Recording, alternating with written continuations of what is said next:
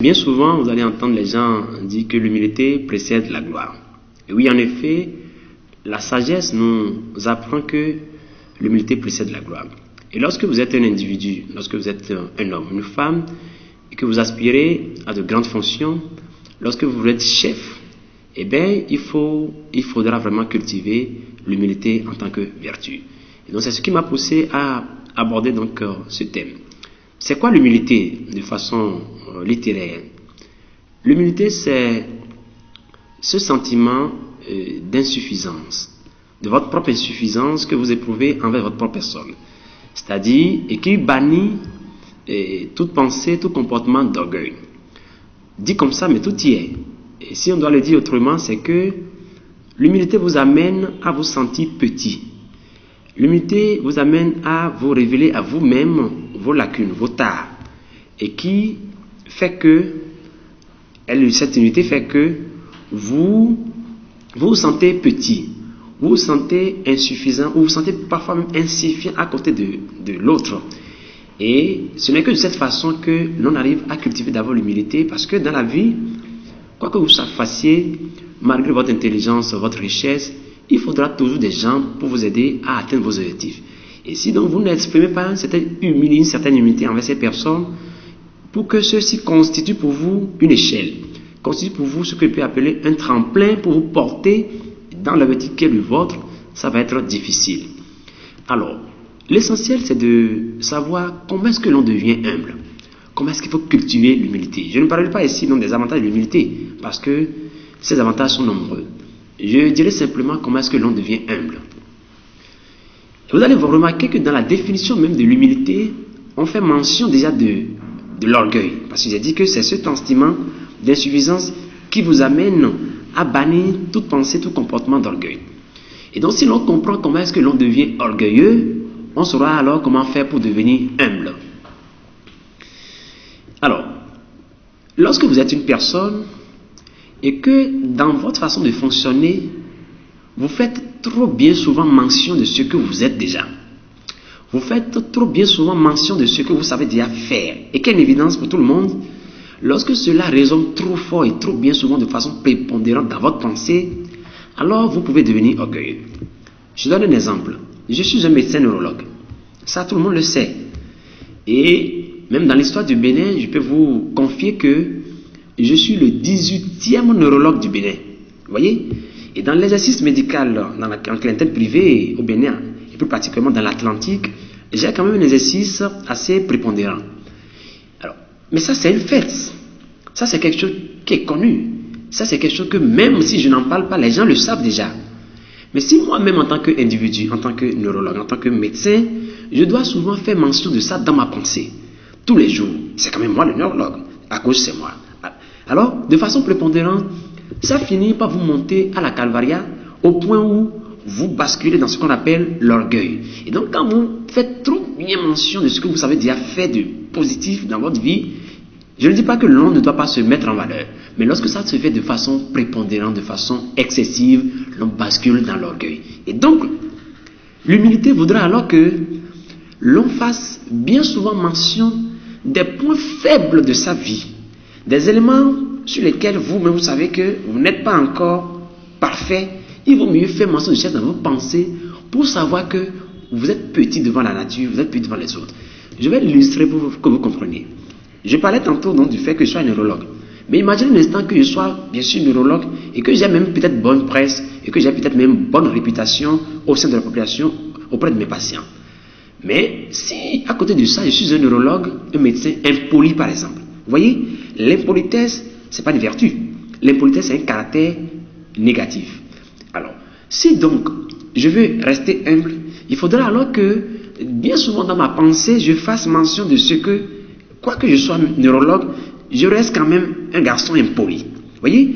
Et si je le dis, alors ça fera que je ferai l'effort de travailler sur moi-même pour changer ce caractère en moi. De sorte que lorsque je vais me retrouver devant quelqu'un d'autre, qui peut-être lui n'a pas eu la chance de faire le même nombre d'études, le même nombre d'années d'études que moi, je me dirais que cette personne est peut-être polie. Vous voyez? Et donc, sur cet aspect du caractère, il est mon maître. C'est-à-dire que lui, il a déjà appris à être poli. Et quand je vais commencer par faire l'effort de devenir poli à mon tour, vous verrez que je vais tellement éprouver de difficultés à devenir poli que je vais comprendre qu'il y a encore beaucoup de choses à apprendre. C'est ça. Donc c'est l'effort de la difficulté que vous éprouvez en vous améliorant sur les aspects négatifs de votre vie qui crée le sentiment d'insuffisance à votre niveau et qui fait que vous éprouvez à l'égard de l'autre ce sentiment d'humilité pour dire que en la matière, l'autre est encore votre maître. Je vais donner un second exemple qui va être un peu plus simple.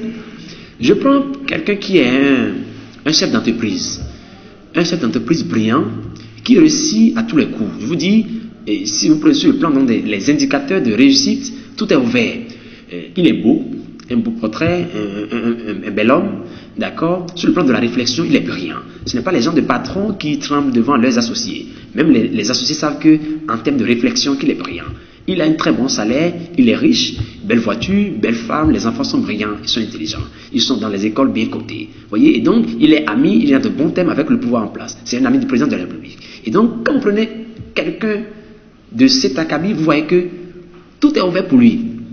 Mais peut-être que ce gars, du point de vue de la pulsion sexuelle, n'est pas encore arrivé à dompter cet état en lui. Et donc ça veut dire qu'il est encore impulsif sexuellement.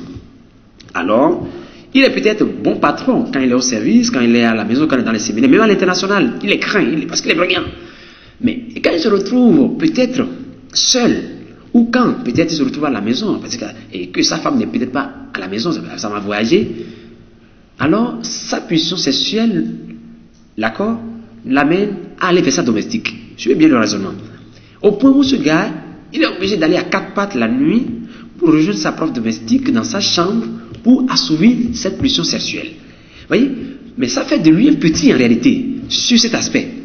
Parce que ce patron dont je vous parle, vous, au contraire, vous qui êtes ses associés, ses collaborateurs, vous ne pouvez pas, tellement il est craint que vous n'avez même pas la possibilité de toucher sa tête. Bien que vous ayez remarqué qu'il y a quelque chose sur sa tête, peut-être un déchet, peut-être que c'est un papier qui est sur sa tête, qui est inclus dans ses cheveux, il faudra que vous lui demandez la permission. Vous dites, ah chef, vous avez quelque chose là sur votre tête, avant qu'il ne vous autorise peut-être, ou bien qu'il vous dise, non, laissez-moi, je vais devant la glace et que j'enlève moi-même.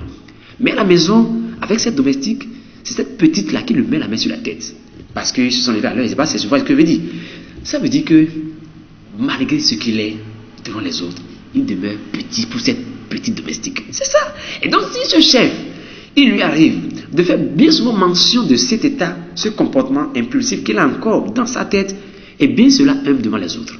Parce qu'il se dira peut-être que mon gardien qui est là, mon chauffeur qui est là, ou même l'autre associé qui n'a pas le même profil que moi, mais lui, il a déjà passé ce cap dans sa vie, il n'est plus à cette étape, il est alors mon maître en la matière, et dois-je me comporter à ses côtés. C'est ça l'humilité.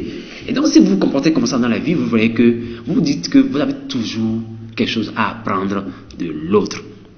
Et tant que ce sera comme ça, et que vous resterez dans la posture de j'ai toujours quelque chose à apprendre de l'autre, de mon petit frère, de mon grand frère, de ma femme, de mes enfants, de mes collaborateurs, de mon gardien, de mon chauffeur. Tout le monde peut vous apprendre quelque chose parce que, quoi qu'on dise, chaque être humain, nous avons tous, quoi qu'on dise, nos vertus, nous avons tous nos points positifs. Mais chacun a son petit jardin qui est secret et qui couvre bien souvent, qui cache souvent des comportements qu'il n'oserait pas énumérer devant le grand public. C'est ça l'humilité. Et donc, le fait de faire mentionner dans votre pensée ce côté négatif, ou du moins ce côté imparfait en vous, ça vous fait sentir petit, ça vous fait sentir disciple aux côtés des autres, et alors vous devenez humble, vous cultivez l'humilité. Et toute personne, comme j'ai dit avant de commencer, qui aspire à de grandes fonctions, toute personne qui veut être grand, qui veut être chef, forcément vous devez être humble. Sinon, on le dit souvent en fond, gant est notre gain, mais on a gant, mais si un jour vous habillez et peut-être qu'il y a une tache d'huile rouge, d'accord, sur votre chemise ou sur votre cravate, et que vous devez aller faire une présentation, mais puisque vous êtes un chef et que vous n'êtes pas humble, mais bien sûr, ils l'ont peut-être remarqué, ceux qui vous entourent, mais ils ont choisi de ne pas vous le faire remarquer. Et c'est devant la caméra que vous vous rendrez compte que vous êtes mal habillé. Et ça devient une honte pour vous. Il aurait fallu simplement que vous développez, cultivez en vous l'humilité, que quelqu'un attire votre attention pour dire, patron, là c'est pas bon. Là, et vous vous en tenez compte, vous verrez que tout se passe bien. Nous devons être humbles. Et je le dis surtout à l'endroit de la jeunesse. Parce que l'Afrique a besoin des têtes bien faites. L'Afrique a besoin de tous ses enfants pour son développement. Le Bénin a besoin de tous ses enfants. Et on dit que c'est au bout de l'ancienne corde que l'on tisse la nouvelle. Et donc c'est la génération montante. La génération montante ne sait pas cultiver l'humilité pour, je veux dire, capter, pour que les anciens nous lèguent de façon ad integrum, c'est-à-dire la totalité de leur connaissance, parce que peut-être qu'ils ne sont pas humbles, ça va être difficile pour nous de réussir le pari de développement.